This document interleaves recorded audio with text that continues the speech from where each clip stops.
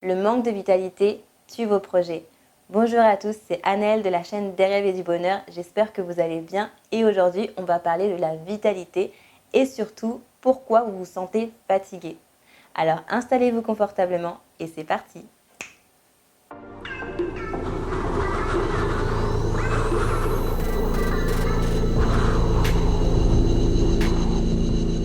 La vitalité, qu'est-ce que c'est que la vitalité ? Chaque être vivant est animé par une force vitale qu'on appellera le Qi pour la Chine, le Qi pour le Japon et le Prana pour l'Inde, selon les principes spirituels. Cette énergie vitale va varier selon les individus, mais aussi selon leur mode de vie. Ce qui est important à retenir, c'est que ce sont les éléments qui composent votre bien-être qui détermineront votre niveau de vitalité. Aujourd'hui, on va se concentrer sur 5 causes majeures responsables de la diminution de votre vitalité. Alors, suivez-moi. La première cause va être l'alimentation. Combien de fois on vous a répété ou rabâché de manger 5 fruits et légumes par jour? Et si vous êtes comme moi, vous êtes friand de glace Häagen-Dazs et de milkshake, il va falloir réviser votre hygiène alimentaire. C'est vachement important puisque l'alimentation permet de maintenir un bon équilibre au niveau de nos organes. Et ça, c'est pas Hermione qui nous dira le contraire. En effet, l'alimentation constitue un élément indispensable à l'entretien de l'organisme. Depuis le XXe siècle, avec l'introduction des produits industriels, on observe chez les hommes une augmentation de carences qui conduisent à une déficience au niveau des organes. Oui, c'est ce que je viens de dire, entre autres. Il y a donc une surabondance de sucre, de sel et de graisse et une diminution d'aliments riches en nutriments tels que le magnésium et la vitamine B. Et ce qu'il faut savoir, c'est que la population française en est carencée. En cause numéro 2, on va retrouver l'environnement socio-professionnel. Le travail est une des composantes essentielles de notre système actuel. Nous passons une bonne partie de notre temps dans ce domaine-là qui compose un des domaines de notre vie. Cela étant, le travail peut s'avérer être énergivore. N'allez pas le dire comme ça à votre employeur parce que je pense qu'il ne va pas être très content. Bon alors, j'ai regardé la vidéo de la chaîne Des rêves et du bonheur et elle expliquait que le travail c'était énergivore.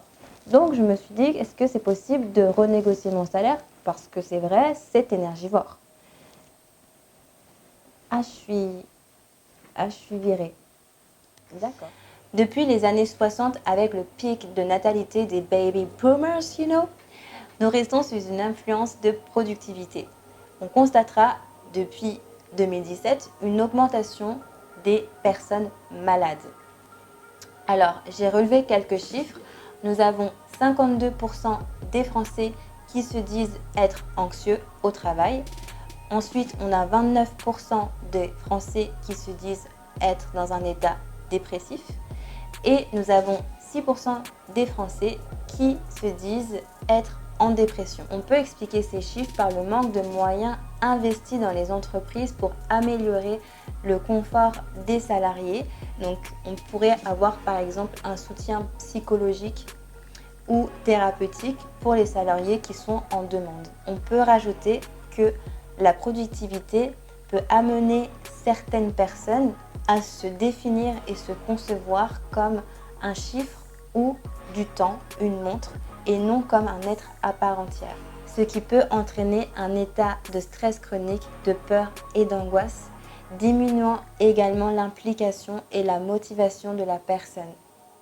En cause numéro 3, on va retrouver les accidents. Pas des moindres, mais les accidents peuvent causer des traumatismes parfois irréversibles chez un individu.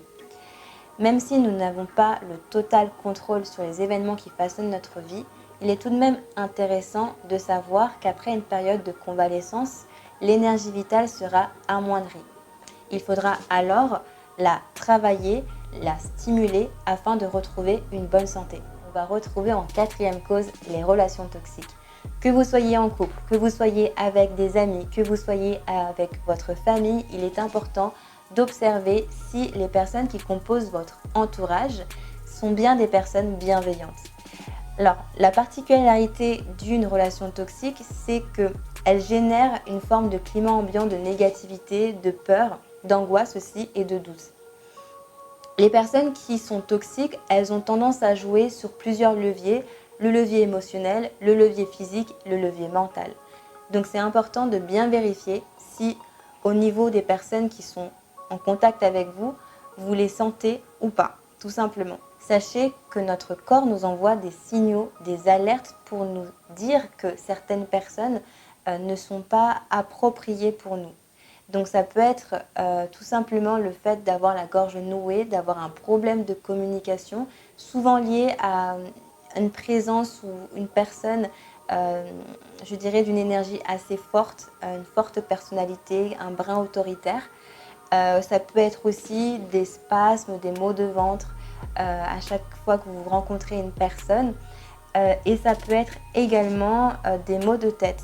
Donc c'est assez intéressant de regarder ce qui se passe au niveau physique et au niveau de votre émotionnel pour savoir justement juger si une personne vous fait du bien ou pas.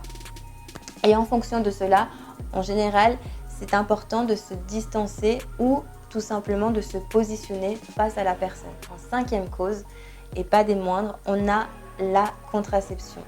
Alors la contraception touchera un peu plus les femmes que les hommes, mais c'est quand même bon d'en parler. Donc il faut savoir qu'en prenant des pilules et également l'implant, on peut avoir des risques d'effets secondaires, donc c'est important d'en être conscient. Donc on peut notamment retrouver en effet secondaire la baisse de libido, la fatigue chronique et l'état dépressif. Il y en a d'autres. J'ai énuméré les 3 les plus importants, mais c'est quand même quelque chose à prendre en considération dans le choix de votre moyen de contraception. N'hésitez pas à me dire en commentaire si en ce moment vous êtes plutôt up ou down en termes énergétiques. Et moi, je vous fais plein de bisous. Likez, partagez, abonnez-vous à ma chaîne et ciao!